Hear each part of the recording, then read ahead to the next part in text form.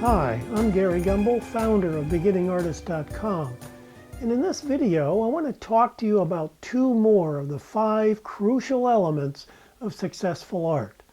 The idea behind the piece of art you want to do, and the design of that idea. And I'm going to show you how to simplify that creation process. But before that, if you haven't watched video number 1, I encourage you to do that now, because that video sets the stage for this one. And if you haven't downloaded the free Roadmap to Successful Art PDF that I will refer to throughout these training videos, you can get that through the link below this video. Okay, let's talk about the relationship between idea and design. First off, you may wonder what I mean by the idea behind a piece of art. Don't you just find a photograph you like and then just draw or paint what you see in it? Well, you can do that, and in the beginning years, drawing or painting exactly what you see is one way of improving your skills. But the problems with depending completely on photographs are, 1, you probably aren't a professional photographer who knows how to light, compose, and shoot excellent photographs. And 2, if you remain dependent on only drawing or painting what you see in your photograph, how do you develop your imagination? And if you don't develop your imagination, how are you going to develop your creativity? Exciting art results when artists start with an idea and they use their imagination and creativity to change it, to make it more interesting than it really is. Now take my drawing of this man. The pose itself isn't that interesting. The pose only became interesting when I designed my drawing to have interesting areas of light and shadow using charcoal and white pastel. Now, one of the purposes of beginning to plan and design your idea is so you can create something unique, something exciting that could only come from you. What I'm really saying is, I'd like to save you from all the pain and mistakes I made at one point in my career. And the worst part of that was that I was an experienced artist at that point. See, I had been an illustrator for 18 years when I decided to leave that field and focused on fine art. Now, in the illustration field, the deadlines for completing an assignment were usually pretty short. So to avoid mistakes and complete the job so the client would be happy with it, I almost always did little pencil sketches. That way, I started the assignment pretty sure of what I wanted to do, and that system worked pretty well for me. Well, when I left illustration to focus on fine art, for some reason, I abandoned that system. I began to paint pictures with no preparation or planning beforehand. And too often, about halfway through the painting, I'd realize that something was wrong, and I needed to either repaint a large part of it or start over. I mean, it seemed as though I ran into problems in over half the things I started. I was almost ready to quit painting. Well, almost like an alcoholic, I had to hit bottom before I admitted what the problem was. And it was this photograph that finally saved me. Now, I took this photo on a trip to Quebec, Canada, and when I got home, I couldn't wait to start painting it.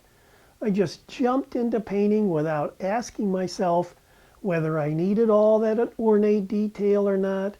I mean, there was no center of interest, no design. It was a disaster. That's when I decided I needed to get back to sketching and planning what I wanted to accomplish in each painting. Well, I got out my pencils and began to sketch, thinking about how to simplify this scene and create my star. As a result, the second painting came out much better, and it's more unique. Now, I want to save you from the bad habits I fell into because they can really create a mountain of self-doubt. And self-doubt is never a good source of creativity and imagination. let me show you the simple process that has worked for me many, many years. And I'm going to show it to you using the sheep as the start of my idea. Now I really like how the near sheep and lamb are standing. I don't like the surroundings in the background. They're pretty dull. So I know that for any drawing or painting, I need to change the surroundings and design something more interesting. The way I would start to do that is by taking a piece of paper and drawing the sheep and lamb first. Since I am going to try different designs, I don't have to be exact in their proportions just yet. Once I have the 3 sheep at convenient sketching size, I can begin to design different surroundings for them. Now, if you're like me, you don't want to keep redrawing the sheep from scratch every time you do a new design.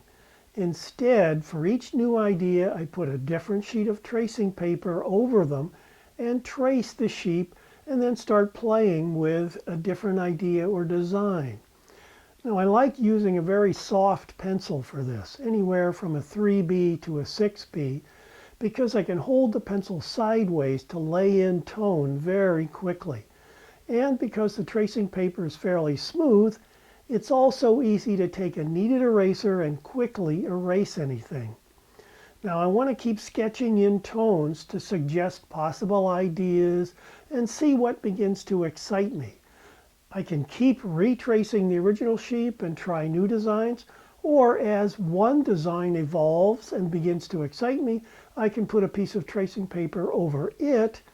And since I can see through the paper, I can quickly and easily trace or change anything in the design. Now in the 4th training video, I'm going to talk a bit about how to translate your black and white design into a color painting. But right now I want to conclude this video by emphasizing a couple things. In the beginning years of doing art, taking the time to plan and design your drawing or painting will pay off for you in a number of ways. It will help develop your imagination, and as your imagination develops, so will your creativity. Taking the time to plan will also help keep you from falling into bad habits, like I did by trying to skip or disregard some of the 5 core elements of successful art. And I can tell you from experience, going down that road simply leads to struggle and frustration. The second thing I want to emphasize is you don't have to use my technique of using tracing paper. Now, I've met people who would rather work quite large using charcoal to plan their idea and design. They didn't mind spending the time to do many sketches that size. I would hate that. So part of you becoming an artist is finding the way that works best for you and produces the most success.